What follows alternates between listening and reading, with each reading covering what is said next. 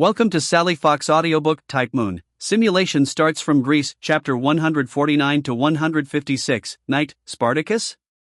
What's his goal for lurking here? 1,189 words. Unaware of his two mates, who were so lovesick they were practically laying eggs like turtles and harboring ulterior motives, Knight had already arrived at the slave market. The one receiving him this time was the same slave trader as before. Upon hearing that Knight wanted to purchase a large number of Spartans, the slave trader was shocked as he spoke. What do you need so many Spartan warriors for? You're not planning to build a private army, are you? Knight didn't deny it and nodded calmly. You guessed right. Slave trader. Cough cough, please, don't joke like that. Building a private army is illegal. Don't the nobles all have private soldiers? Ha! As you said, those are noble private soldiers. Nobles, of course, have special privileges. Our Roman laws can't control those high and mighty lords. However, in response to his words, when Knight just smiled and said, "Don't I look like a noble to you?" The slave trader was stunned for a moment. Well, although he had only done business with Knight once and didn't know his true identity, he had initially judged him based on his appearance. To be honest, he had already suspected that the young man in front of him might be a noble. He was already a handsome young man to begin with, and now, after another trip through the simulated universe, Knight's refined aura carried an added layer of commanding presence, like that of a superior. The slave trader only glanced at him before instinctively lowering his head. This wasn't just noble-like, he'd even believe if the man in front of him was a foreign prince. Ordinary people could never possess such a distinguished air. Too much like one. However, I really don't have that much stock here. If you truly want Spartan warriors, I can introduce you to Lord Crassus's private venue for a look. I heard that Lord Crassus recently acquired quite a few Spartan warriors. Of course, there's the introduction fee. The slave trader rubbed his hands, flashing a fawning smile. Lead the way. Knight's interest was piqued, especially after hearing Crassus's name. When he first confirmed he had arrived in the Roman era, he had even considered borrowing money from this big fat sheep. Although he wasn't short on money now, it depended on who he was comparing himself to. The entire Roman treasury combined probably didn't have as much wealth as Crassus. For a merchant to become one of the Roman triumvirs through sheer wealth wasn't just a matter of being rich, it was being outrageously rich. Knight trusted that someone like him would have good stock. So, under the slave trader's guidance, he soon arrived at a gladiatorial arena. Since it was his first time here, the gatekeeper even asked for an introducer or the like. Although with Lucius Caesar's influence, Knight could probably easily secure a ticket to Crassus's arena if he asked, the slave trader's direct escort saved time and effort. When he reached the audience seats of the open-air arena, he was greeted by a cacophony of cheers and roars. Some men and women, caught up in the excitement, were even passionately kissing each other. Below, a robust gladiator was battling a brown bear. The gladiator, outmatched in strength, was pinned to the ground, his head savagely bitten and torn by the beast. The gruesome sight of blood splattering everywhere sent the surrounding Romans into a frenzy of excited screams. Knight watched the scene below and some memories stirred in his mind. When he first arrived in this world, he was the one down there, gawked at by a crowd of wealthy spectators.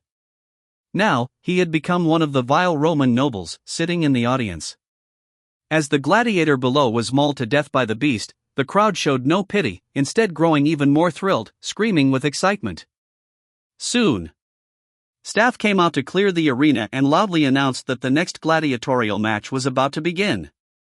The death of the gladiator seemed routine here, with no one sparing it a second thought.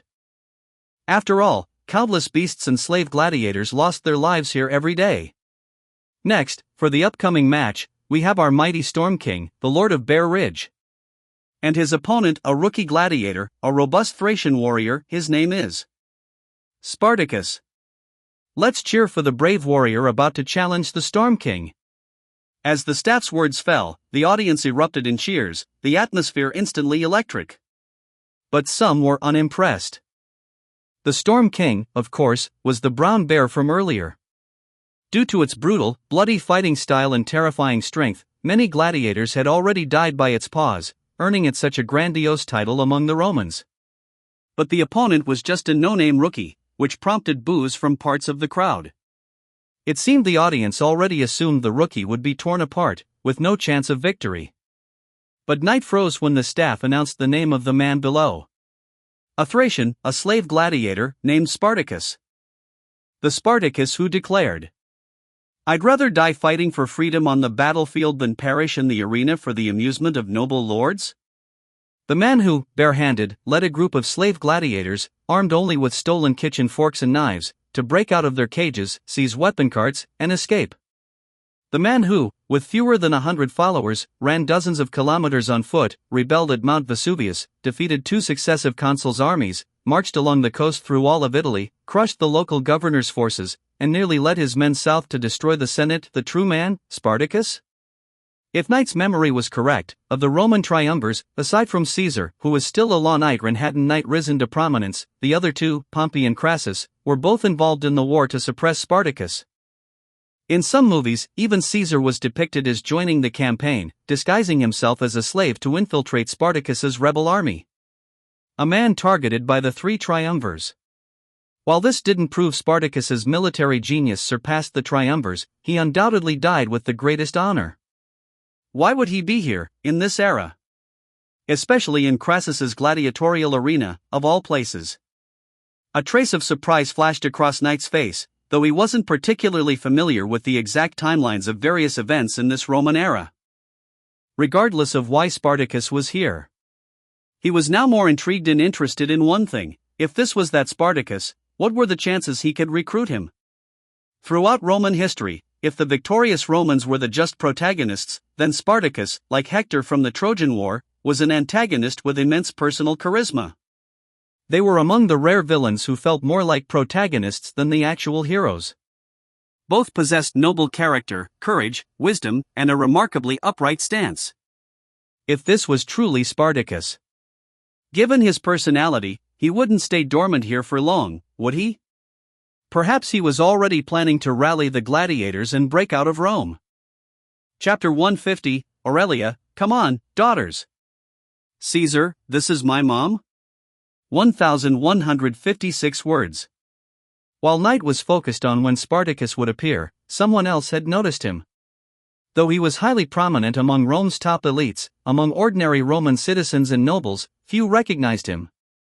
Those who could enter this exclusive arena were either wealthy merchants, landowners, slave masters, or various nobles. At that moment, young Caesar's family happened to be in the audience. Aurelia Cotta was there with her daughters and son in the VIP seats. This outing was to give young Caesar some exposure. Ever since the assassination attempt, she had become increasingly focused on her son's combat training. Originally, she had wanted Yi to be Caesar's teacher, but somehow the man had become a noble. Moreover, Lucius Caesar had specifically sought her out, instructing her to treat Yi as the most honored guest and even suggesting, practically encouraging her daughters to seduce him, even if it meant becoming mistresses without status. This made Aurelia very uncomfortable. While she wasn't an overly prideful woman, her family had produced consuls, and they were nobles in their own right.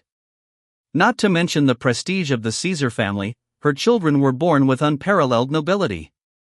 How many people in this world were worthy of her children becoming mere mistresses?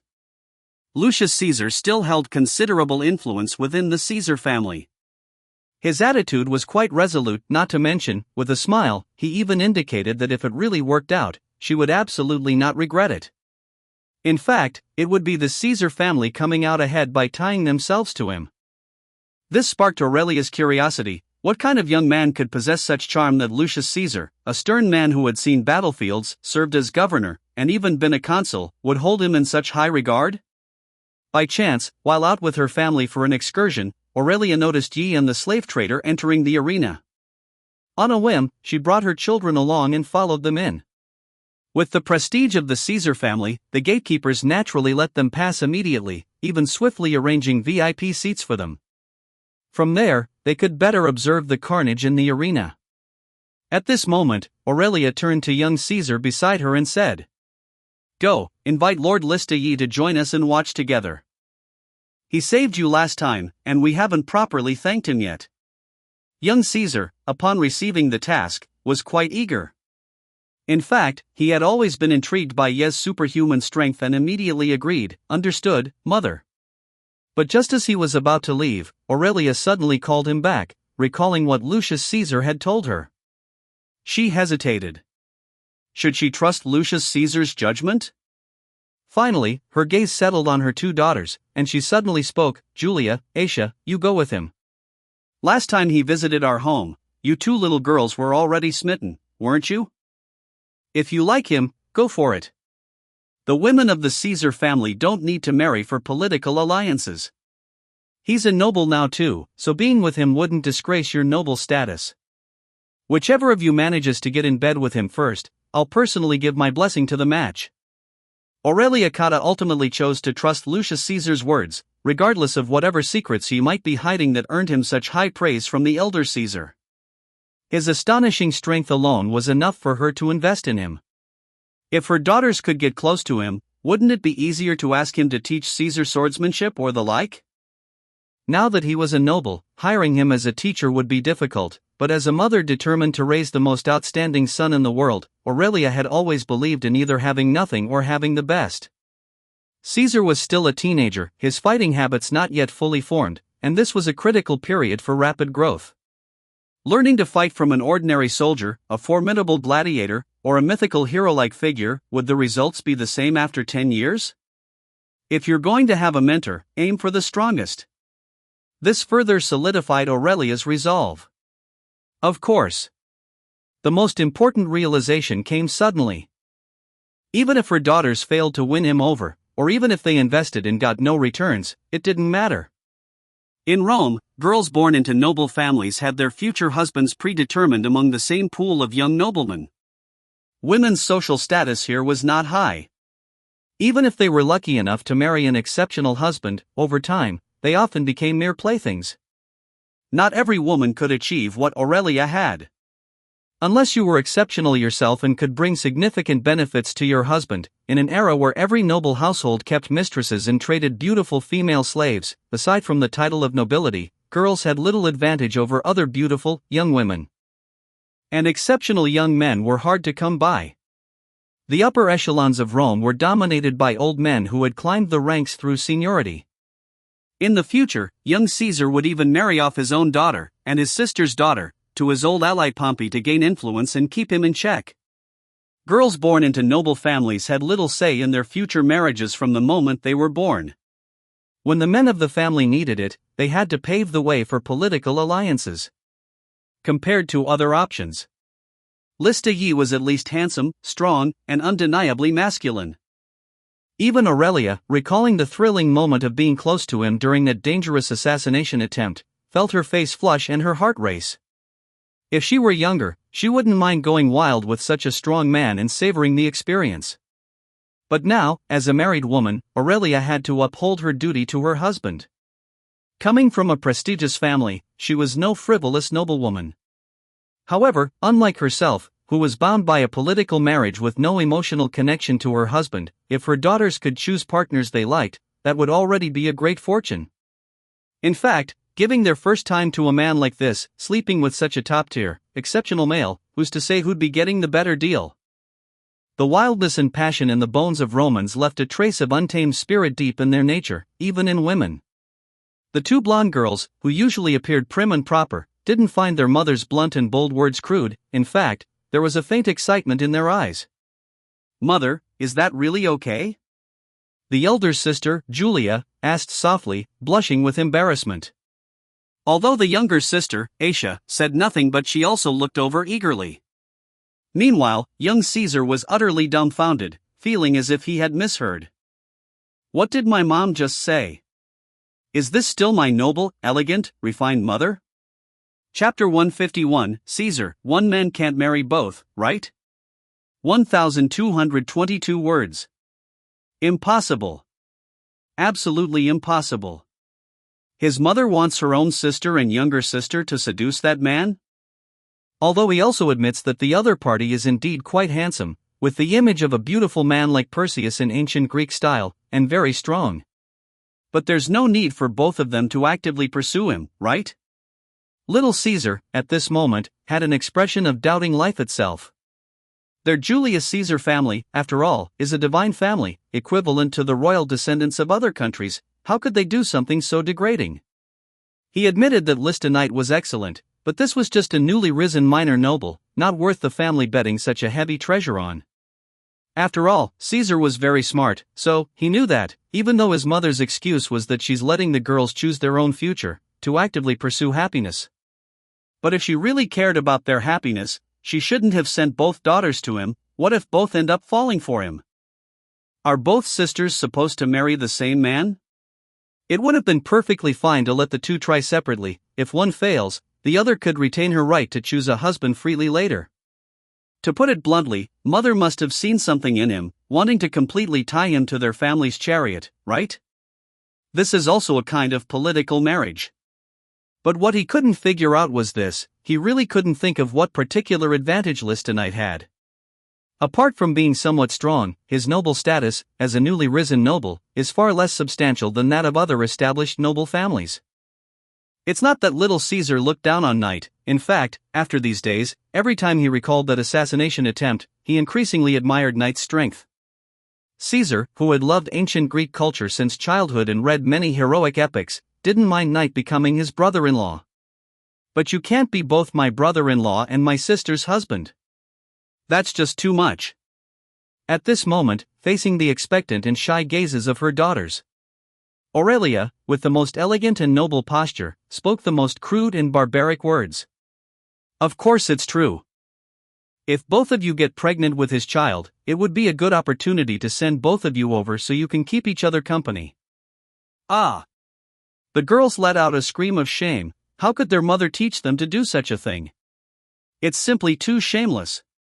They admitted that they were indeed very interested in the handsome and powerful Knight. They were somewhat intrigued after hearing the stories, and after seeing him in person, they couldn't take their eyes off him.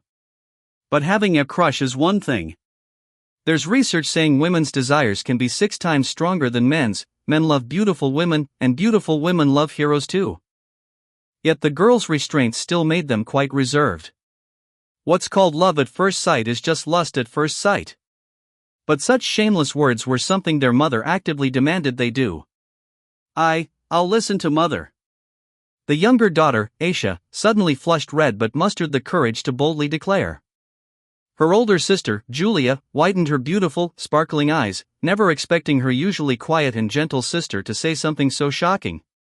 Then, as if inspired by her younger sister, a spark ignited in Julia's eyes. The thought that if she didn't agree, her sister might end up with that man, successfully pursuing her own happiness, and not having to marry some old man for the family's interests in the future. A competitive desire and the urgency of not wanting to miss out on something good made Julia abandon her shyness as well, and she spoke up, "I'll listen to mother too." Aurelia looked at her 2 daughters with a wry smile and said, "Good, then both of you go together." She had only made a suggestion, not forced them to go. After all, they were her biological daughters, and she had some affection for them. Aurelia didn't want to push her daughters too much, though the effort invested in her daughters could never compare to that in her son. After all, in Rome, there were hardly any women who could hold power. Men controlled the wealth and authority. To keep their family prosperous, even Aurelia, who didn't want to force her daughters, wasn't sure if she could hold firm to her principles and not sell her daughters off when it came time to pave the way for her son, Caesar. In this man-eating era, if you don't become strong, you'll be devoured by others. Many things are simply beyond their control. If her daughters could now choose their own man of their own will, Aurelia could feel comforted and blessed, knowing that at least in the future, she wouldn't have to face the difficult choice. At this moment, little Caesar, standing nearby, was completely dumbfounded, unable to get a word in, watching his mother, big sister, and younger sister complete this astonishing conversation. For Caesar, who was still inexperienced and had only recently developed male functions, listening to this left him parched. Damn it! At this moment, he even felt a bit envious of Listenite. Could women really have such a wild side? When would he ever have the charm to make noble daughters of prestigious families fight over him, practically throwing themselves at him? But, suddenly remembering something, little Caesar spoke up. Mother, I recall that Gaius Rufus Octavius from the Octavius family seems to have feelings for little sister, passionately pursuing her, saying he won't marry anyone else. But as soon as little Caesar opened his mouth, he suddenly felt a murderous glare directed at him. It was from his usually obedient and gentle younger sister. Aetia, at this moment, was somewhat anxious and angry, thoroughly annoyed at her brother for bringing up something so irrelevant.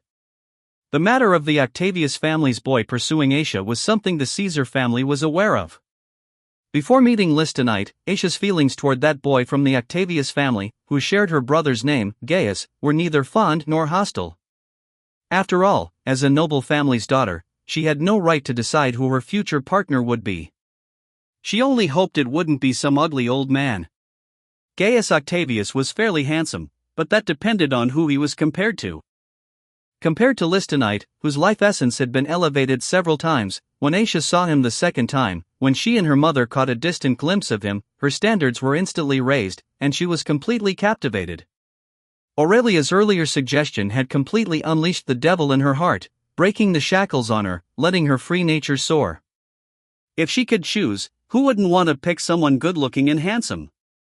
Not to mention, compared to Lystenite's strong, athletic build, the Octavius boy wasn't exactly frail, but he hardly inspired a sense of security.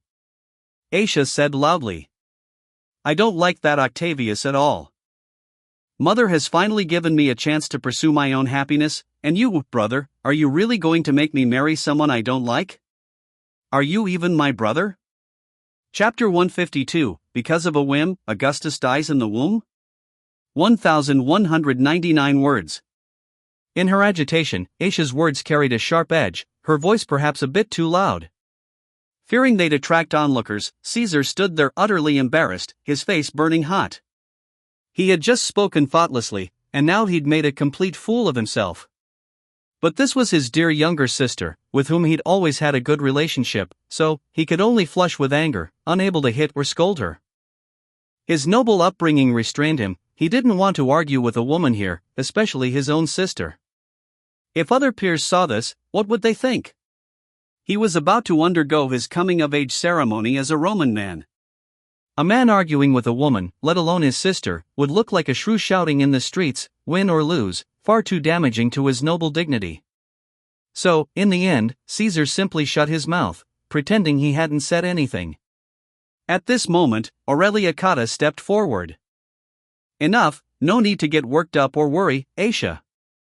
I won't marry you off to the Octavius boy.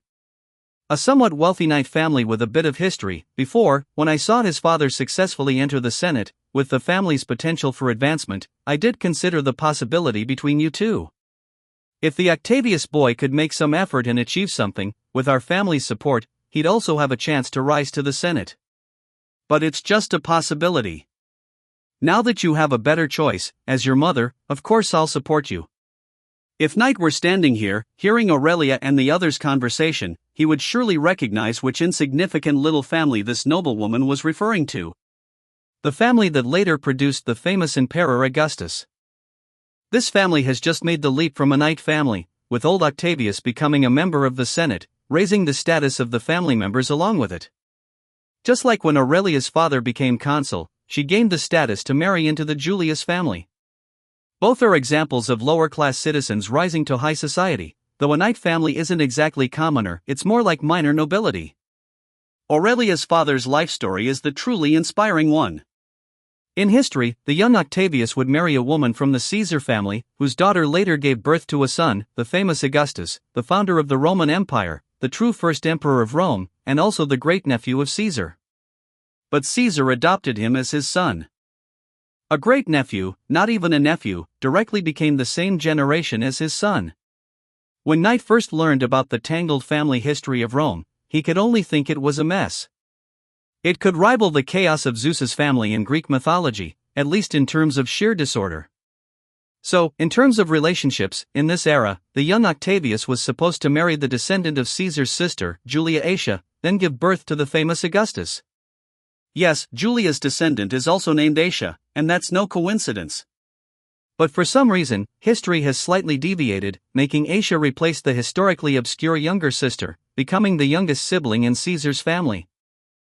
Following the historical trend, even though the daughter became a sister, the Octavius of this era indeed still has his heart set on Aetia, completely devoted to her. Aurelia didn't realize that her single decision might have completely cut off her son's adopted heir, the birth of an extraordinarily talented grandson, and even the chance for the first emperor of Rome to be born. Now the family hierarchy is finally aligned. Even if Aetia married into the Octavius family, there wouldn't be the chaotic situation of a grandson becoming a son to his grandfather. But Aetia now looks down on the young Octavius. The yet-to-be-born Augustus Caesar must be crying in despair. With her mother's support, Aetia nearly jumped with excitement, like a victorious hen. But her restraint as a young lady and a noble kept her in check, though her face couldn't help but flush with excitement. At the same time, this never-before-experienced feeling of rebellion, and succeeding in it, thrilled the young girl. It even made Knight, whom she only had a slight fondness for, weigh much heavier in her heart, as if he truly had become her Prince Charming. Something fought for naturally feels the best. What chance does a bumpkin from a minor knight family have to steal her away? Compared to Listenite, that Octavius has no charm at all, it's far too low-class. This is the sunk-cost fallacy. Having fought so hard for the chance to interact with Listenite, even if he were average-looking or moderately talented, in Aetia's eyes, he'd still be 100 times better than Octavius. A licking dog, cough simp never ends well, that's the truth. Love that comes too easily is less cherished by others. At this moment, completely unaware that his goddess has already relegated him to the ranks of loser men and nouveau riche bumpkins, the young Gaius Octavius was also present in this gladiatorial arena. From the moment the Caesar family entered, Gaius Octavius, to distinguish the three generations, we'll call them Old Octavius, Gaius Octavius, and Augustus Octavius, had spotted his beloved Aetia. It must be said that Gaius Octavius is quite the low con.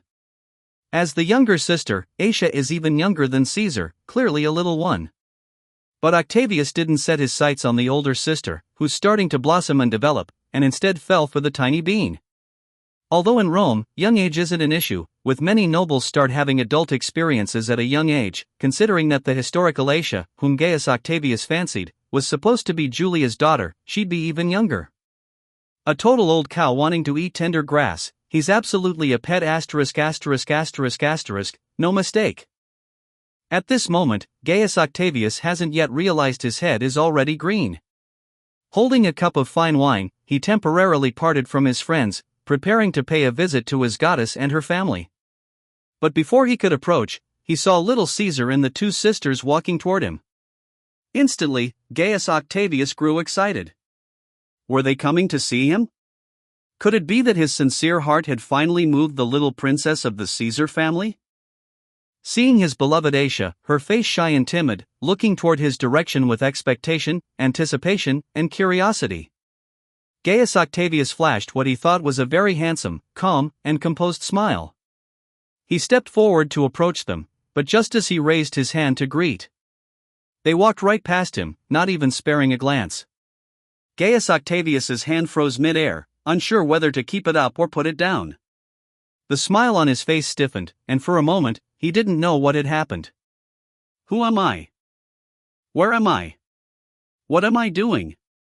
They completely ignored me and walked right past? Damn it! What the hell is going on? At this moment, Gaius Octavius could no longer maintain his composure, his face darkening as his heart roared with unparalleled agitation. Chapter 153, Hugged, Taken Upstairs? Progress that shocks Octavius for a year. 1,265 words. Long time no see, Lord Listenite. Little Caesar, neither servile nor overbearing, tilted his head up to look at Knight, who was at least a head taller than him.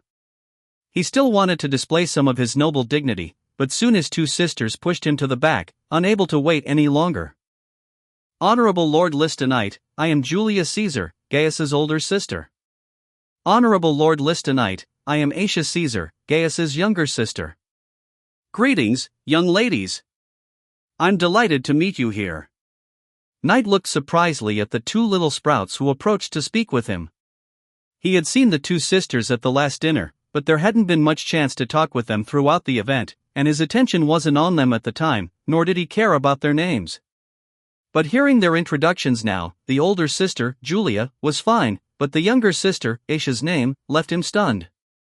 Aisha, wasn't that Gaius Octavius's future little wife and Caesar's younger sister's daughter? The mother of the Emperor Augustus, a woman with sharp political instincts and a keen sense of the bigger picture. Though he didn't know how Aisha ended up as Julia and little Caesar's youngest sister, he couldn't help but fall into a deep thought. So, are the excellent genes inherited from her grandmother still there, now that her grandmother had become her mother? At this moment, Knight began chatting with the two girls. With the vast knowledge he brought from the future, he started sharing all sorts of fascinating, strange, and wonderful stories from around the world, his humorous tone eliciting frequent, bell-like, shy laughter from the girls. By the way, Helena wasn't by his side acting as a third wheel, she was left at the estate. Of course, that's because she knew that he was out to buy slaves, and Helena had no interest in that. Slaves were synonymous with the weak, a symbol of private property. Helena was only interested in the strong. The so-called slave market wasn't even as interesting as the Senate, the highest authority in Rome, which she had thought might house some strong figures. Since Knight was alone, slave trader, am I not a person, the two young ladies began to shed their shyness, boldly engaging with Knight and subtly or not so subtly, showing off their charms. They stood very close to Knight, and feeling their proximity, the latter didn't resist at all. Though he didn't know what these two sisters were up to and wasn't particularly interested in them initially. But there is one thing that couldn't be denied. There was no reason to refuse meat delivered to his door, especially since these two were direct blood relatives of the future divine Augustus, who famously said, "I will trample the Senate's dignity underfoot." Just thinking about getting them in his grasp, wouldn't that mean Augustus would cease to exist? Or perhaps he could have them bear a little Augustus for him, though it wouldn't be an Octavius Augustus but a Knight Augustus. Augustus wasn't a family name but a title, an honorific meaning supremely noble, majestic, and divine. The thought was quite thrilling and his arms naturally slid around the slender waists of the two girls, pulling them into his embrace. Caught off guard, the two noble daughters, who had never been touched by a man, immediately felt his strong chest and abs, along with an intense masculine aura, causing their bodies to stiffen. Julia and Aisha suddenly fell silent, their faces burning hot, but neither showed any sign of rejection. Their hearts were both nervous and tinged with the thrill of a small rebellion, feeling the scorching heat of the hands on their waists, an almost magical sensation they didn't dislike. But this was their limit. Fortunately, Knight didn't make any further bold moves, allowing the sisters to breathe a sigh of relief. Of course, he wouldn't do anything.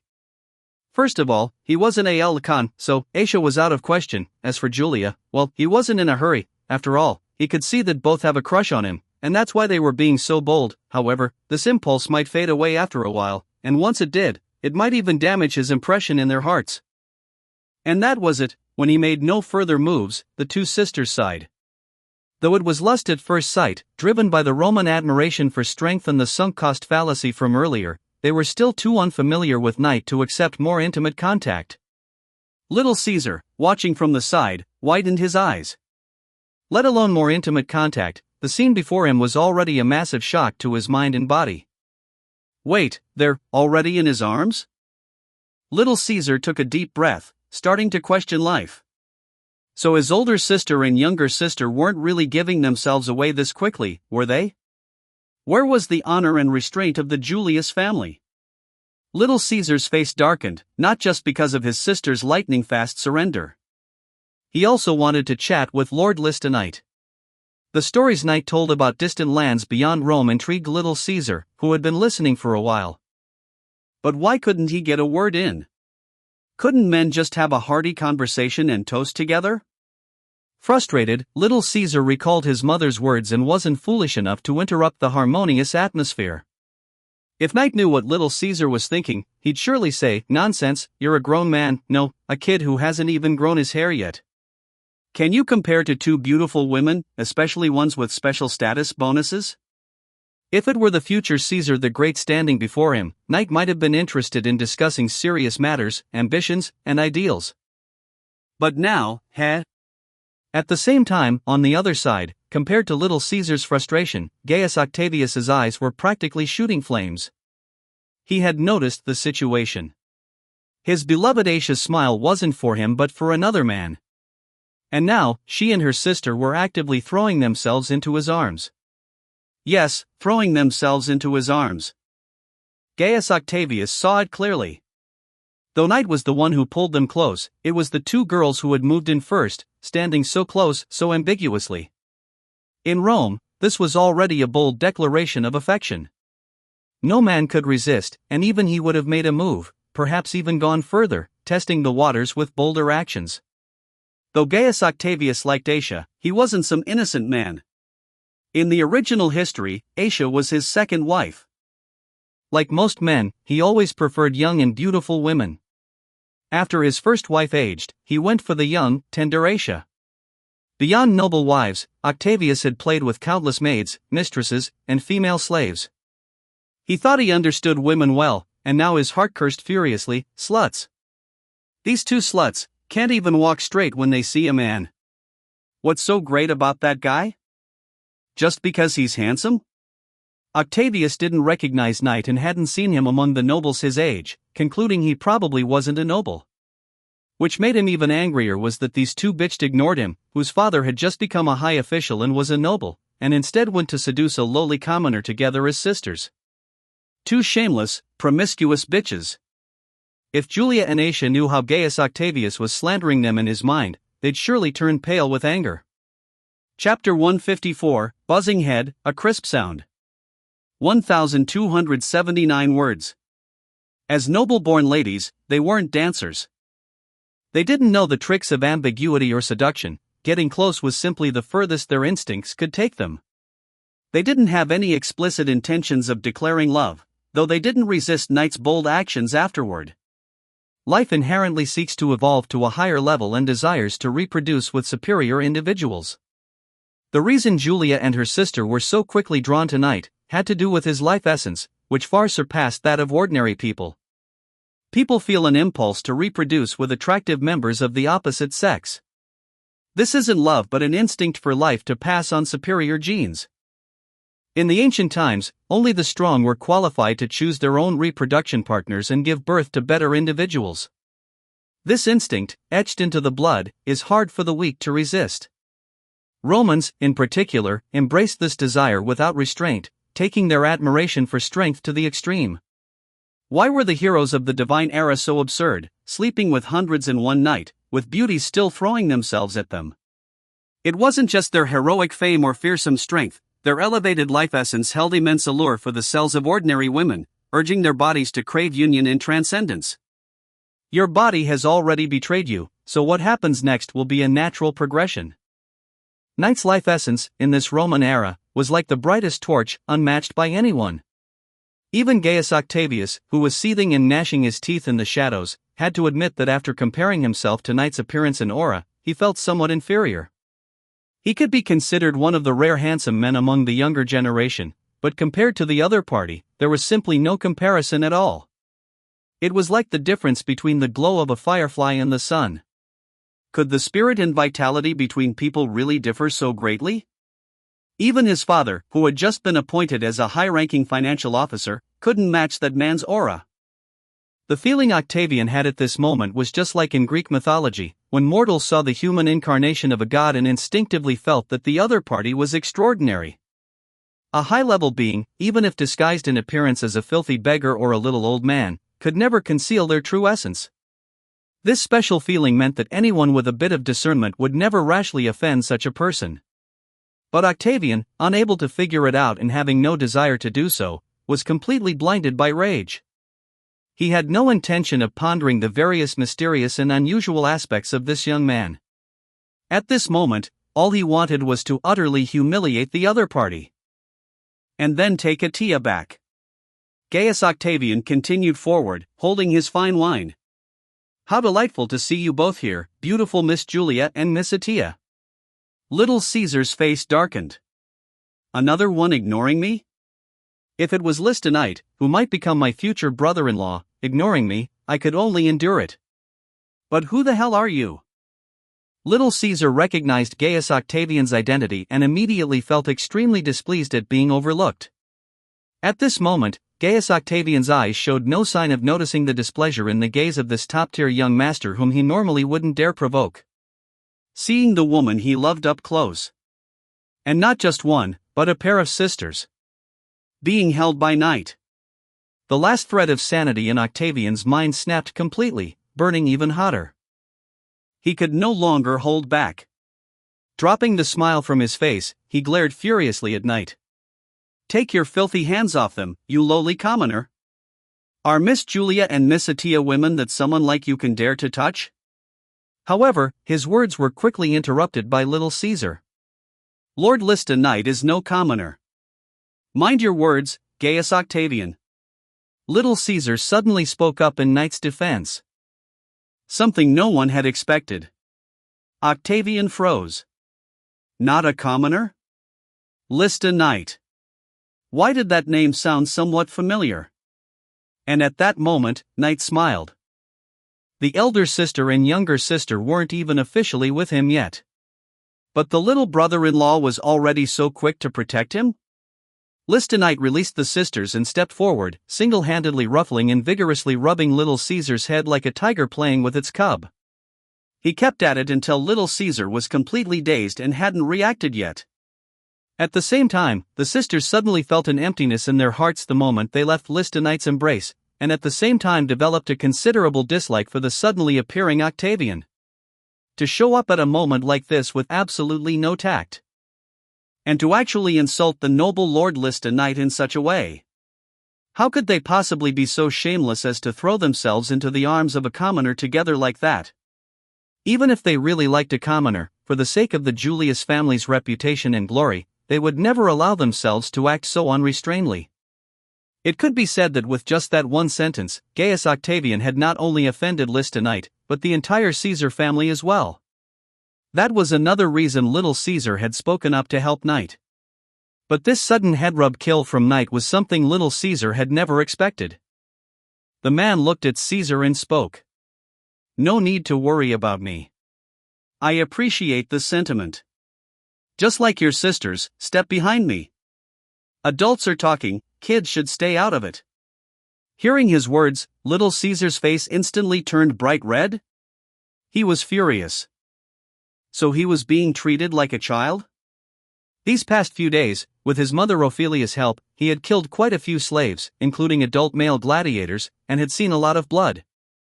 Hence, Caesar considered himself no longer a child, but Knight still treated him as such. However, the other party's attitude held not a trace of malice.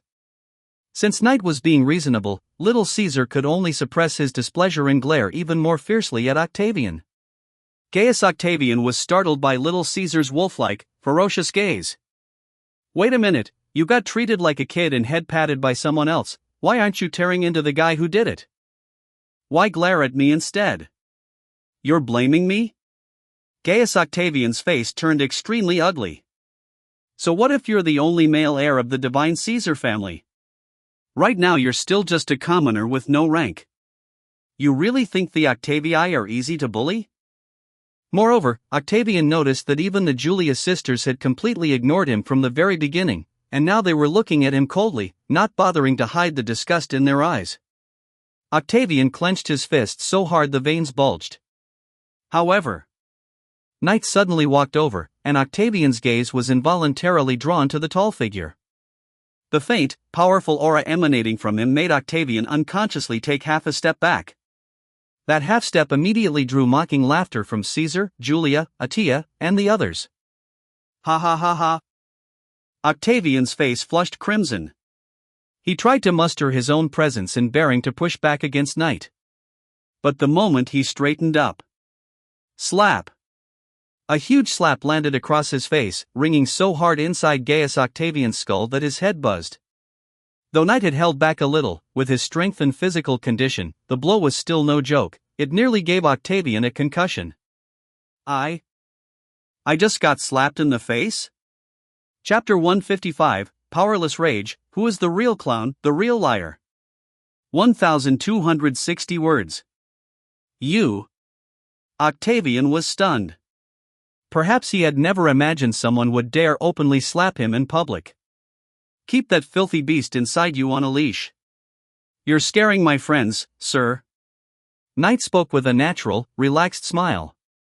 His expression was so calm, as if he hadn't just humiliated the man but was simply kindly reminding him to brush some dust off his shoulder. You actually hit me. You hit me, Gaius Octavius, damn you. Even if you're nobility, you have no right to lay a hand on me. Dogs that bite don't bark. Your hysterical screaming only exposes your weakness, Mr. Octavius. Insulting a noble in public, what crime is that under the 12 tables? I don't think I need to teach you. Forget slapping you, even if I had killed you just now, it would have been justified self-defense. You should be thanking me for my mercy. The moment Knight finished speaking. Slap. Another casual backhand slapped the other side of Octavian's face. Now it's symmetrical and much more pleasing to the eye. Knight said.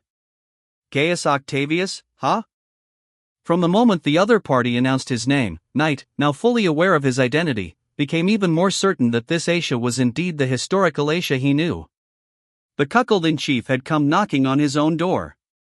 But it didn't matter.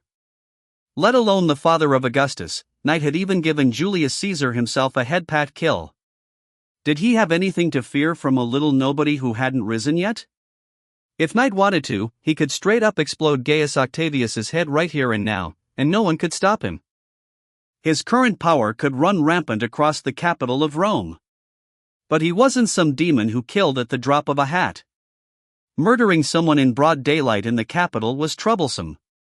As a true king, he would have to deal with thousands upon thousands of simps in the future. And the best way to handle simps?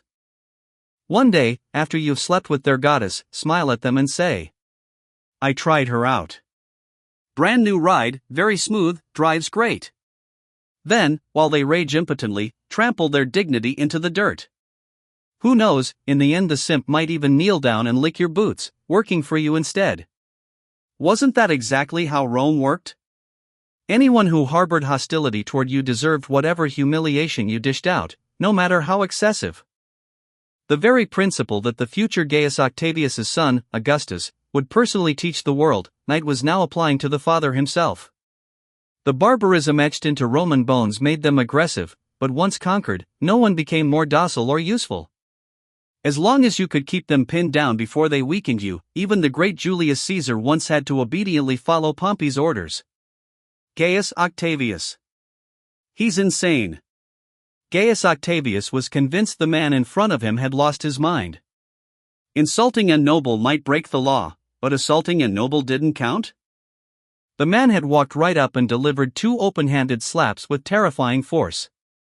Gaius Octavius felt that the only reason he hadn't passed out was sheer willpower.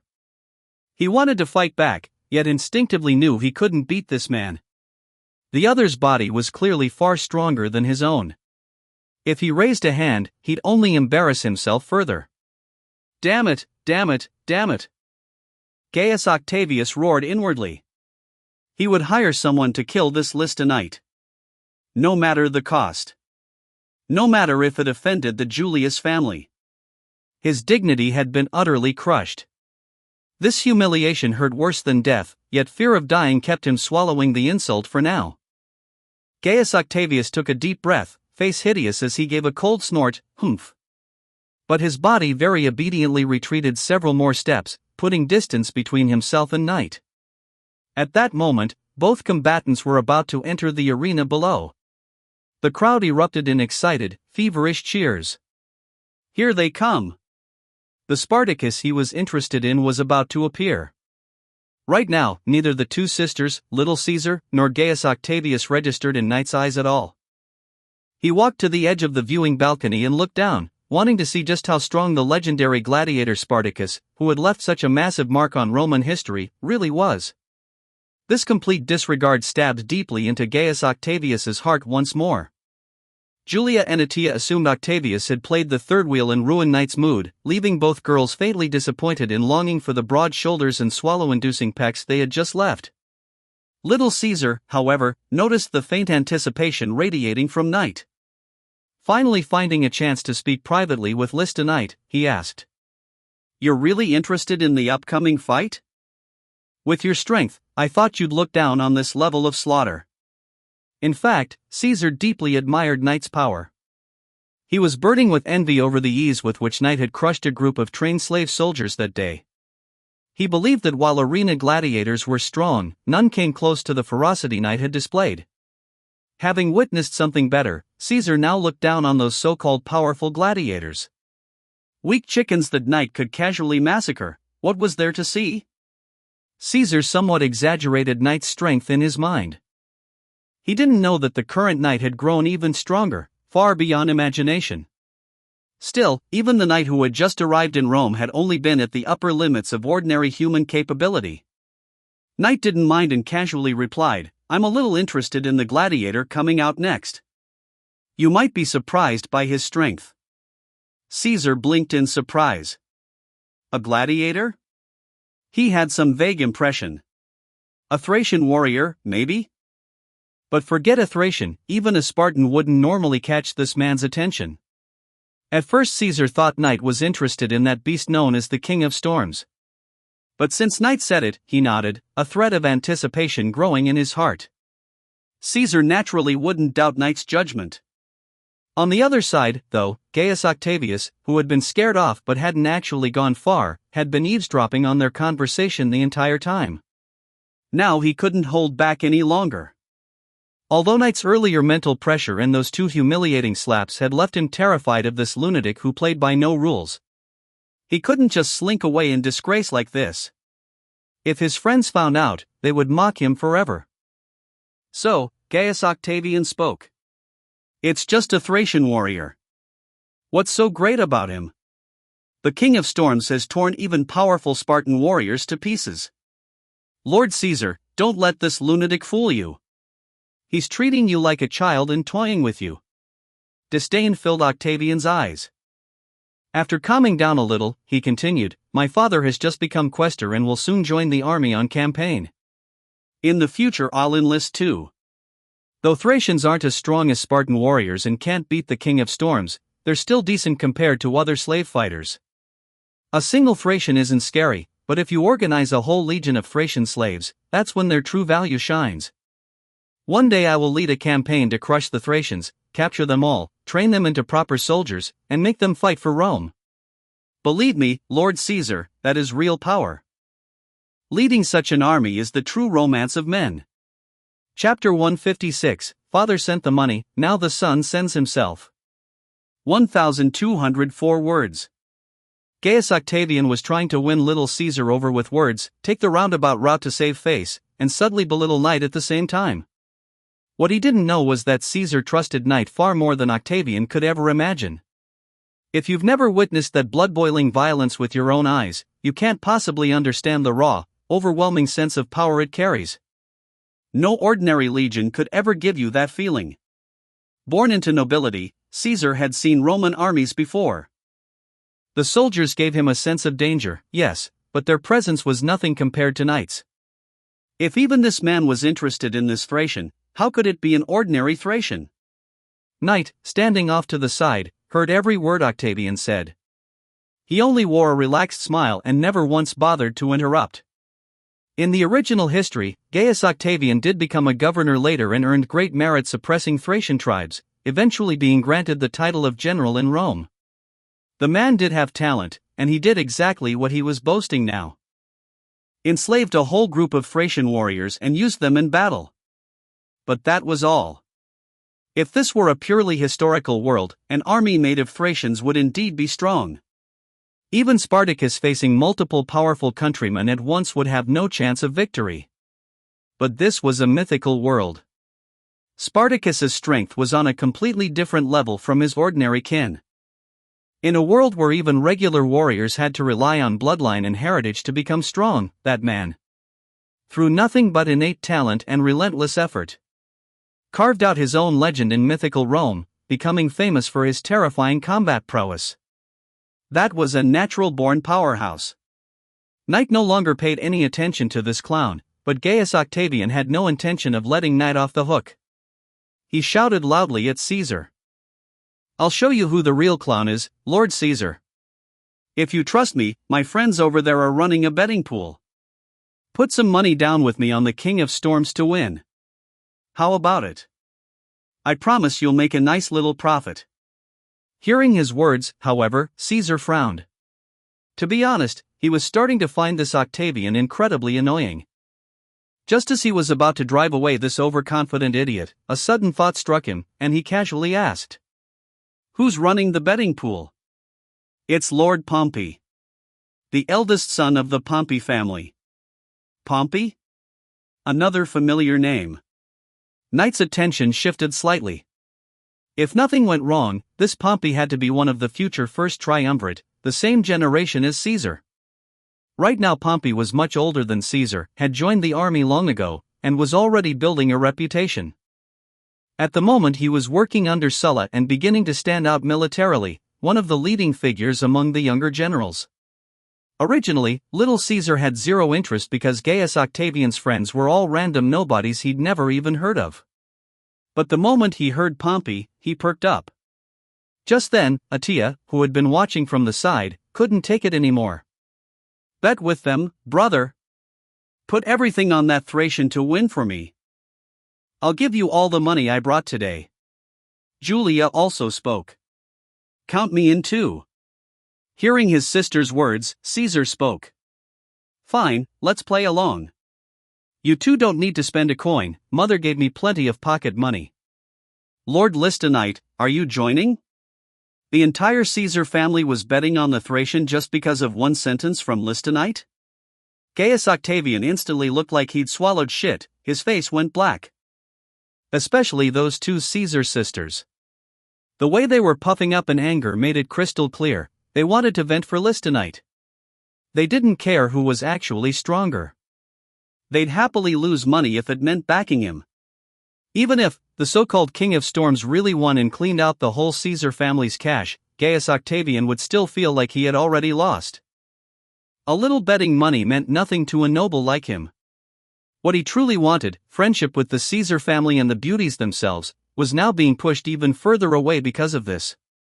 How could Gaius Octavian not be furious? Yet he still had to pretend to be magnanimous and keep up appearances. Lord Listenite, was it? Are you joining as well? He was still genuinely scared of Listenite, terrified the man might suddenly give him another 2 slaps if he said the wrong thing. He hadn't brought any household slaves when he went out today and had never imagined some lunatic would dare hit him directly. Otherwise he would have had someone teach this Lista a lesson first. Right now Gaius Octavian felt worse than if he'd lost money, having to grovel before his love rival was pure torment. Knight spoke calmly. "I'll play a little. 20 talents on Spartacus to win." At this moment, everyone present, except Knight, actually believed that Spartacus had no real chance of winning.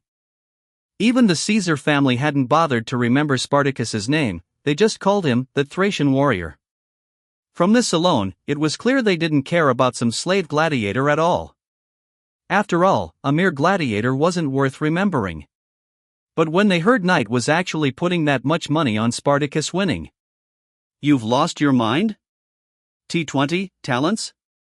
Gaius Octavian stammered, eyes bulging in disbelief. He thought he must have misheard. Even little Caesar and the Julia sisters beside him were stunned. They were, at least, born of a divine family and thought themselves fairly worldly. Yet right now, they felt like they were meeting Knight for the first time. Their young hearts were utterly shaken by this extravagant display. Especially Attila, the usual good girl, had rebelled hard today. Her watery blue eyes rippled with emotion as she stared at Knight, her gaze had completely changed. If before she had only felt a little fondness, now her eyes were locked on him, unable to look away. When is a man at his most handsome? When he's spending money. Do you even have that much money? Gaius Octavian blurted out. Of course. Go tell Pompey the bet is backed by my family name. He'll accept. The 3 syllables Lista are worth 20 talents. Knight flashed a brilliant smile. Anyone who knew him well, like Strabo Pompey, the father of the young Pompey currently running the betting pool, would have slapped their son across the face the moment they saw that smile. Of all people, you had to provoke this jinx? Last era you couldn't resist showing off and got extorted for 20 talents. Now you're rushing to hand over more money? Knight's eyes were deep as the starry sky, carrying an almost magical pull. His overwhelming presence and grace made people instinctively believe those outrageous, insane words. If anyone else had said it, Caesar and the others would never buy it. They'd think it was just some bankrupt minor noble talking big to save face. But Knight, they believed him. Don't forget to like and subscribe to Sally Fox Audiobook.